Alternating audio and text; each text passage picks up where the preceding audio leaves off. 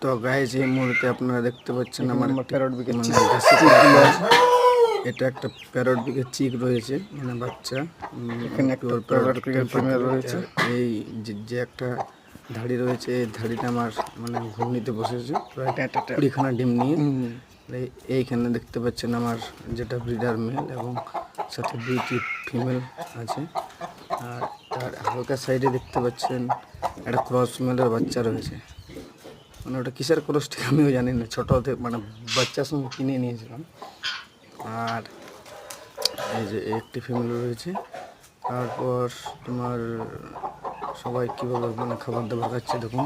সকালবেলা মানে প্রায় 8:30টার দিকের সময় এই যে ফিমেলটা আমার ঘুমলিতে বসেছে সেটা খাবার খাওয়ার জন্য হয়তো বার হয়েছে, মানে 5-6 দিন পর বার হয় আর কি।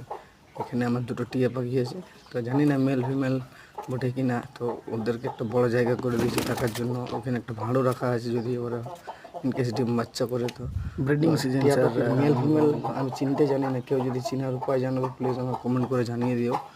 আর ধন্যবাদ ভিডিওটি পুরো দেখার জন্য। সাবস্ক্রাইব করুন, পাশে থাকুন।